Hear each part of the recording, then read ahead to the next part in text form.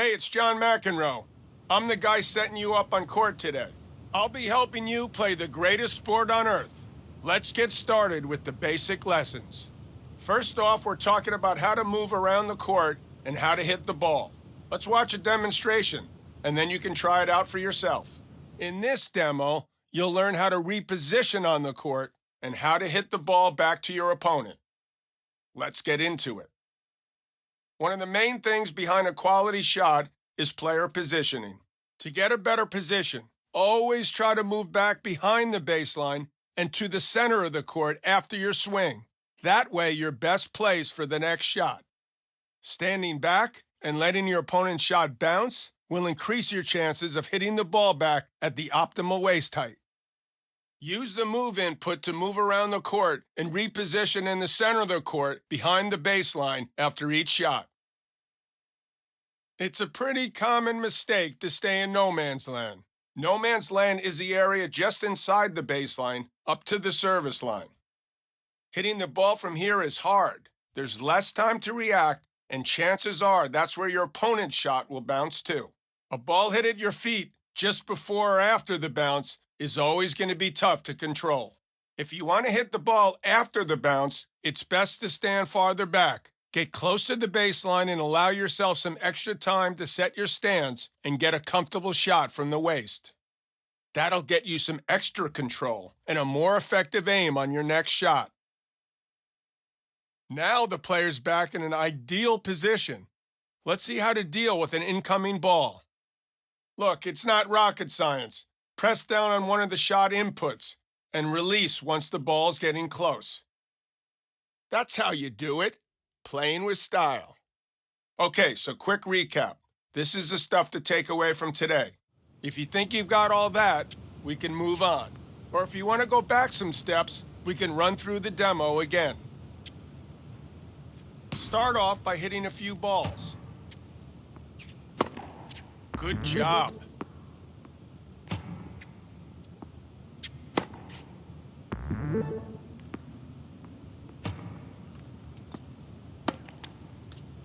You're making great progress.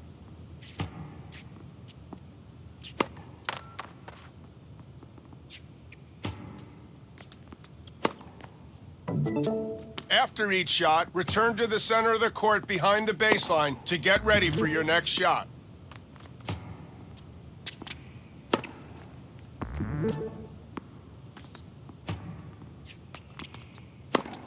Great work.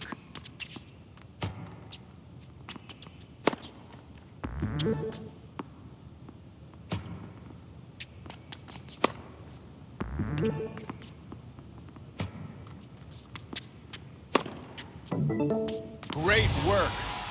Moving back to the center and staying out of no man's land are pretty vital, so keep that up. If you want more lessons, I have plenty here for you.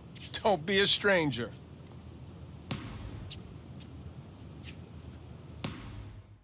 Hey, great to see you again. Today we're working on a vital part of a quality shot, the timing. We've got another demonstration to show you why timing is important and how the timing meter can get you results. Today we're talking about how to hit the ball with ideal timing. This is one of the most important aspects of your game, and mastering it will take you up to the next level. You'll pick it up just fine, but it takes some practice. Returning a ball is easy, but timing it to perfection, that's something else. Getting your swing at that exact right moment plays a huge part in your power and your precision.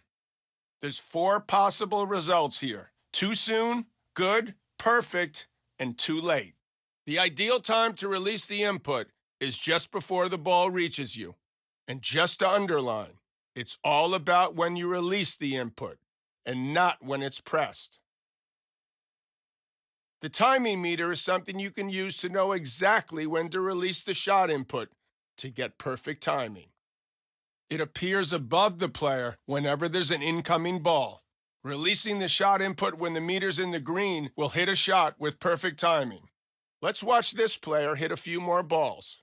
As you can see, hitting it with perfect timing gets you optimum precision and optimum power. Less than perfect timing? Not so much. The shot's quality will be lower and could give your opponent an opening. Release the shot input way before the ball gets to you or when it's gotten too close. Then the timing will be too soon or too late. Those shots are more likely to land into the net or head out of bounds. Okay, so here's a quick recap on what we've learned here.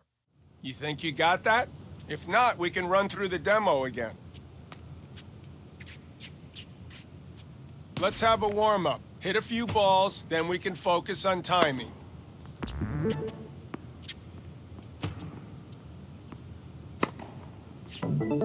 Now I'm looking for shots with good or perfect timing. No pressure.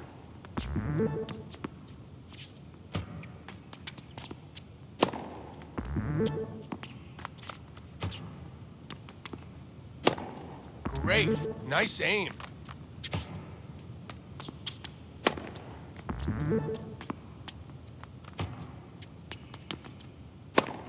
Good job.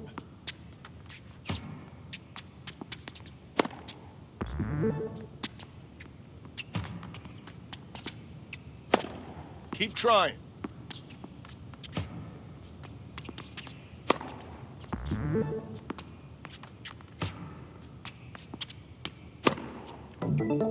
Good stuff.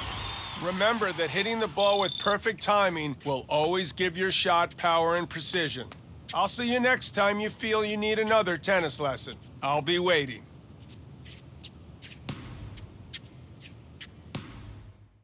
Hey, great to have you back. Today we're aiming ground strokes and talking about how aiming relates to movement. We've got a demo ready to roll, so let's take a look. Okay, so today we're learning how to move toward the ball and how to aim your shot. You'll also learn the aspects of aiming quality and how to make your shots land close to a line. Before you know it, you'll be hitting winners left and right. To get there, though, first you'll need to move toward the ball using the aim input. In this example, the player's moving around the baseline to hit these shots. The important thing to understand when it comes to aiming is that you don't need to start aiming your shot early for it to bounce close to the line. You only need to aim with the aim input when you hit the ball. Up until that point, the aim input is used to control your movement. That means you can decide where to aim until the very last moment without losing precision.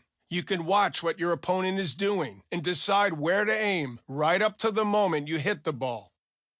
Let's drop the curtain a little. Here we're drawing an aiming arrow on screen to show the aiming direction when you hit the ball. Notice how pushing the aim input left and right will aim near the sidelines, and pushing the aim input up or down will aim near the baseline or net. So that's the direction of your shot covered. Let's move on to aim quality and how to make shots land as close to the line as possible. Pay close attention where this player is aiming. There are a lot of factors that go into your shot bouncing close to the line, as shown by the green area of the arrow. Things like if you have perfect timing, if your forehand or backhand attribute is high, if the ball you receive is easy to hit, if you're not tired. These all play into it. A ball is considered easy when it's slow, and if you can hit between waist and shoulder height.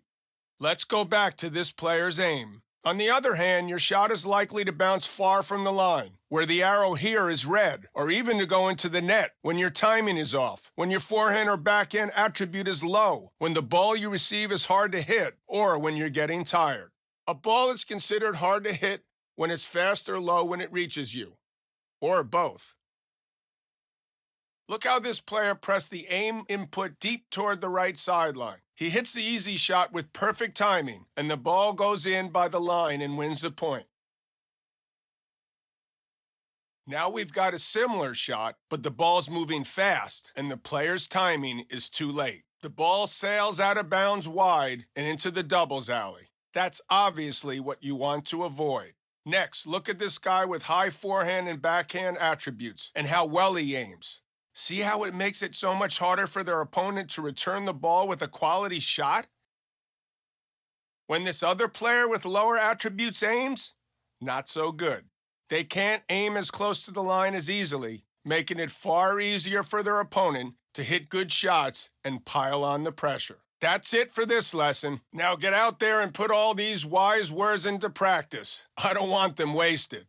Mastering this part of the game is essential, so feel free to watch again if you need.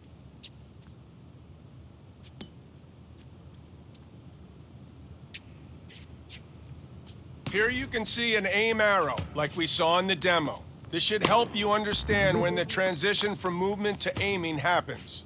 Okay, start with aiming near the sidelines. Now aim deep toward the baseline and short near the net. All right, good.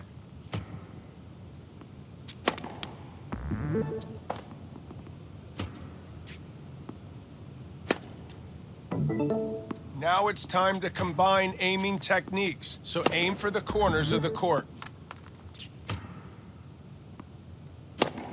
You're making great progress.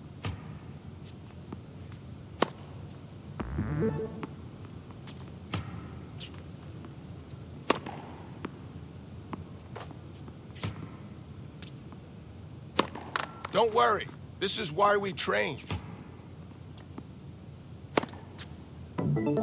So far, so good, but we're gonna do one more round without the aim arrow and see how you manage.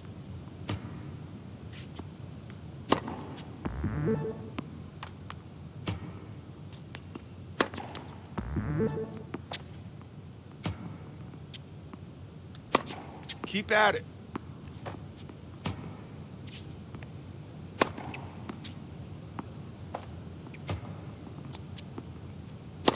Keep trying.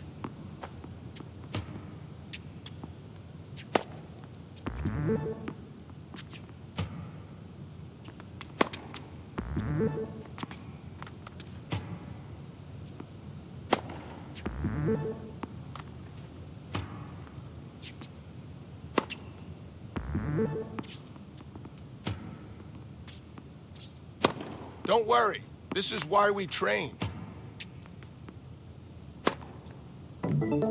That was great. Don't forget that aiming quality is determined by many different things. So if you ever need a refresher, you can always come back and run lessons again. There's only one more lesson before we test your skills against an opponent. So don't be a stranger. Hello again. The training train needs to keep rolling, so let's move to the next lesson. In this lesson, we're learning various different ways to improve your serve, alongside how best to aim it. Coming up is a demo to explain normal and power serves and how to direct them. In this demo, you learn how to serve with precision and power and get the best out of the most crucial shot in tennis. There's multiple different ways to serve. Here we're going to cover normal and power serves, which are initiated by pressing or holding a serve input. Releasing the serve input early triggers a safe normal serve. Accurate, but not very powerful. Holding the serve input until the power indicator appears triggers a power serve. It's more powerful, but also harder to control. Next, let's look into how to aim and to pick the spot where you want the ball to land. If you don't push the aim input, the ball will bounce close to the center of the service box. Pushing the aim input will move your aiming spot in that direction, away from the center of the service box. You can use the visual indicator to see and adjust your aiming spot until you hit the ball. You only need to aim with the aim input when you hit the ball. Now that you know how to select your aiming spot, it's important to know what determines how close or far the ball will land to that spot. The ball is more likely to land close to your aiming spot if your serve attribute is high, if your timing is perfect, and if you're not tired.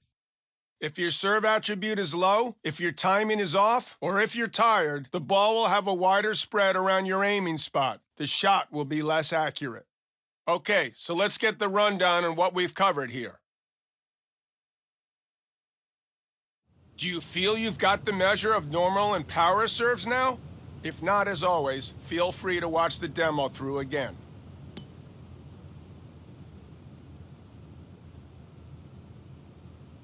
Let's start with some normal serves. Don't hold the shot input for that long. Try again, but release the shot input quickly for a control shot.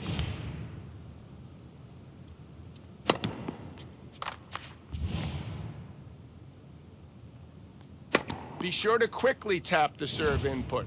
If you see the timing meter, you held it too long.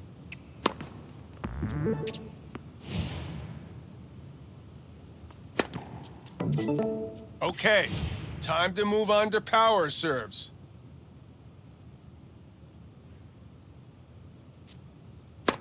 Keep it in between the lines.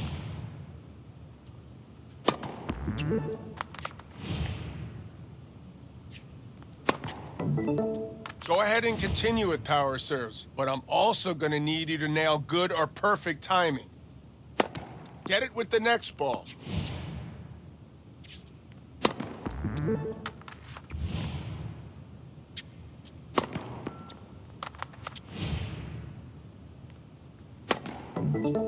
Now hit a normal or power serve into the highlighted area.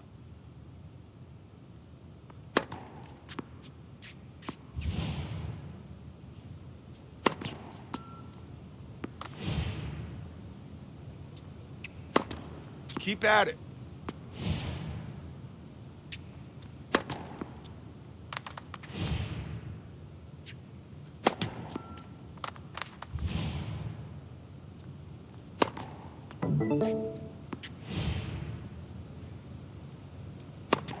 Really great shot.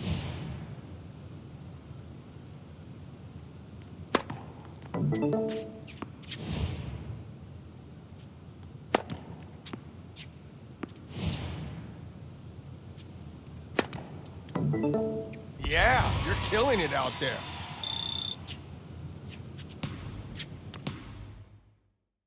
This is going to be an exciting lesson. You're going up against a real opponent. Let's take everything you've learned so far and put it into practice.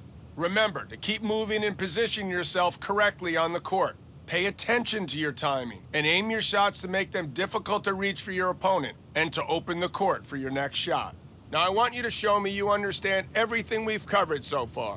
Play some points against an opponent and show your progress. Good job.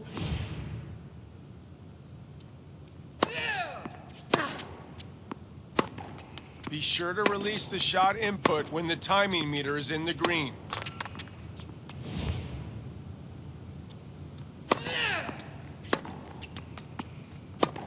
Great work.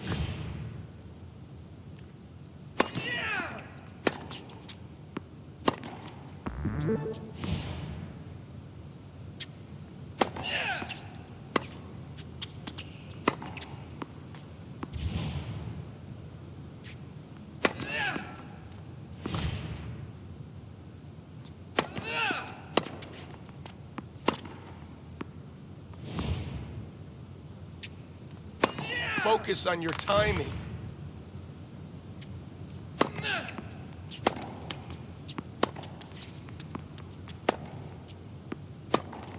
Great. Nice aim.